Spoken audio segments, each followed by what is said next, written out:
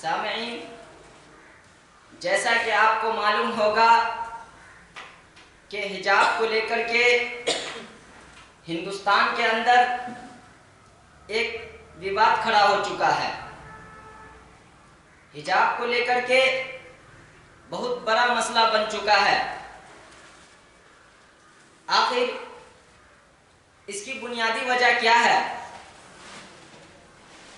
ابھی جو حجاب کو لے کر کے پورے ہندوستان میں آگ لگی ہوئی ہے، ماحول خراب ہو چکا ہے، اس کے پیچھے کس کا ہاتھ ہے؟ تو اس کے پیچھے کہیں نہ کہیں اقتدار میں بیٹھے ہوئے لوگوں کا ہاتھ ہے، کیونکہ اس کا اندازہ لگایا جا سکتا ہے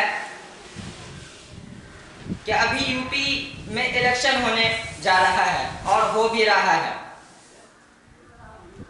جب ان کو ہندو مسلمانوں کو لے کر کے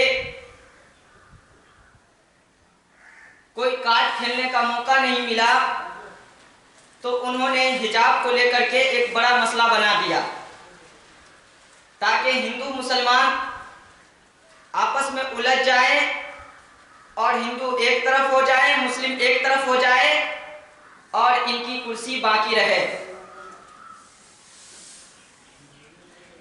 اب آئیے ہم اسلامی نقطۂ نظریہ سے دیکھتے ہیں کہ اسلام میں پردہ کی کیا اہمیت ہے، اسلام میں پردہ کی کیا حیثیت ہے۔ تو اللہ تعالیٰ نے فرمایا، یا ایھا النبی قل لازواجک وبناتک ونساء المؤمنین یدنین علیہن من جلابیبہن ذلک ادنی ان یعرفن فلا یؤذین۔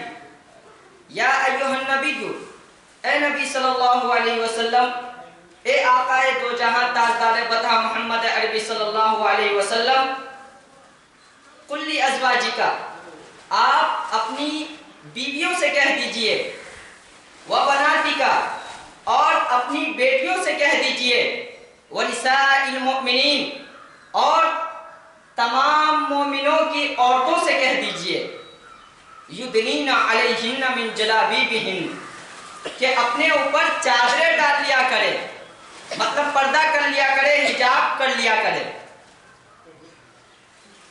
اور ایک جگہ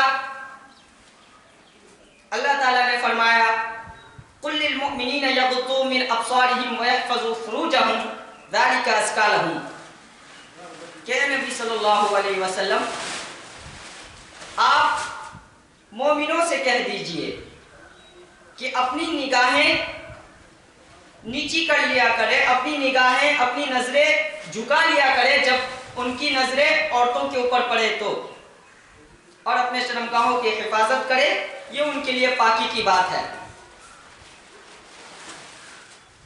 اس آیت سے ان لوگوں کا بھی منہ توڑ جواب ہے جو یہ کہتے ہیں کہ اسلام کے اندر عورتوں کو دبایا جاتا ہے اور ساری پابندیاں عورتوں پر ہی عائد کی جاتی ہیں، مردوں پر نہیں۔ اس آیت سے کیا ثابت ہوتا ہے کہ اللہ تعالیٰ نے پہلے کہا مومنوں کو کہ تم اپنی نگاہیں نیچی کر لیا کرو۔ آئیے ایک اور آیت دیکھتے ہیں، وہاں ہے قل للمؤمنات یغضضن من ابصارہن ویحفظن فروجہن۔ اس آیت کے اندر عورتوں کو حکم دیا گیا ہے کہ تم اپنی نگاہیں نیچی رکھا کرو اور اپنے شرمگاہوں کی حفاظت کرو۔ یہاں پہ عورتوں کو حکم دیا گیا، اس سے پہلے مردوں کو حکم دیا گیا۔ اور پردہ کا اہتمام صحابہ اور صحابیات کے نزدیک اتنی تھی، ابھی کچھ مثالیں دوں گا جس سے واضح ہو جائے گا کہ صحابیہ جو تھی وہ کتنا اہتمام کیا کرتی تھی پردے کا۔ جب پردے کی آیت نازل ہوئی تھی تو انصار کی کچھ صحابیہ بازار میں تھی، اس آیت کو نازل ہوتے ہی انہوں نے پردے کا اتنا اہتمام کیا کہ بازار سے گھر جانا بھی پسند نہیں کیا بغیر پردے کا۔ اور جو صحابہ